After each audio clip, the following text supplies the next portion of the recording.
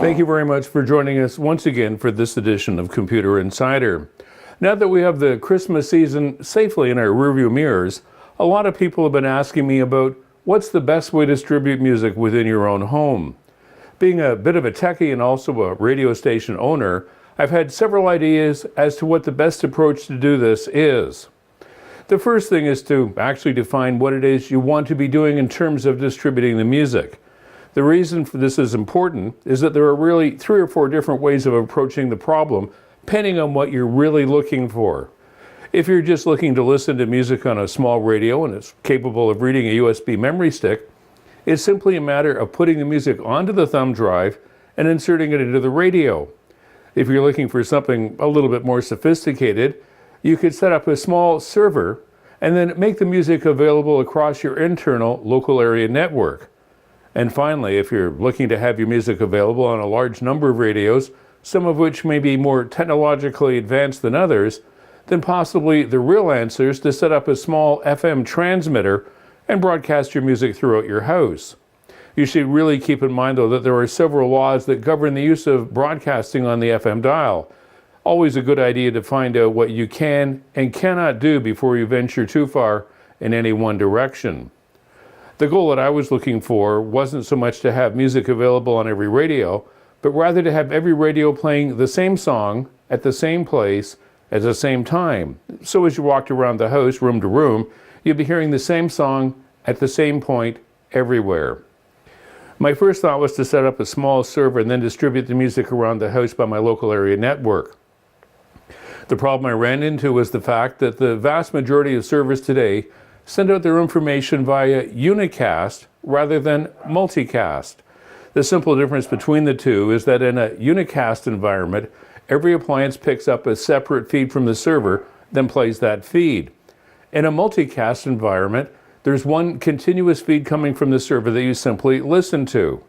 Back in the mid-90s, when I was first working with media servers, it was fairly common to have options to use both unicast and multicast services on any one server. However, over time, unicast has become the dominant method of streaming music. If you want to check for yourself, all you have to do is load an app like TuneIn.com on both your smartphone and a tablet. Set both appliances to listen to the same radio station, and you'll find that the music is rarely at the same point coming out of both units. I have to confess that in terms of attempting to set this up, I spent a lot of time trying to get it to work, but it simply just did not happen. Being the owner of an FM radio station, I was quite aware that transmitting music on the FM band was a very efficient way of everybody being able to hear the same song at the same point at the same time. The problem I had to solve was that of power. Radio stations run it up to 100,000 watts in Canada and the United States.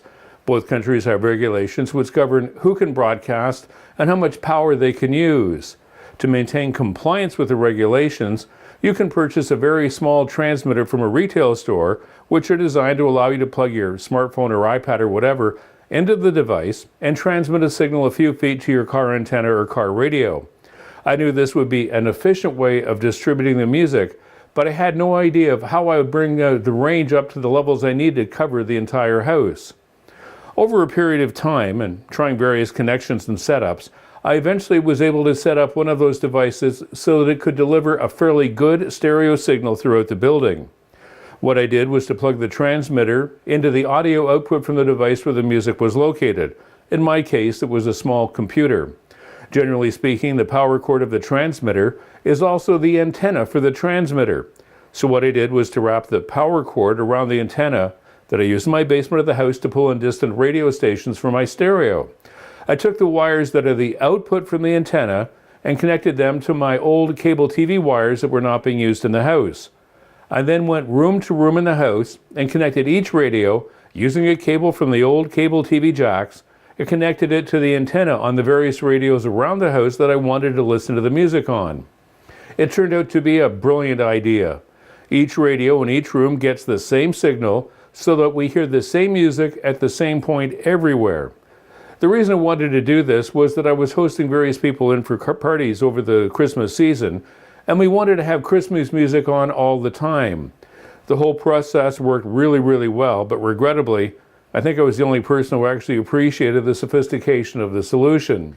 Now that we're comfortably past the Christmas season, I've converted the music that we're playing to my list of favorites, which I have to confess runs into the several thousands of songs.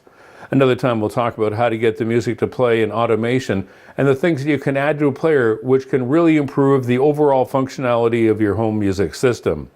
Reporting for Computer Insider, I'm Bob Pritchard.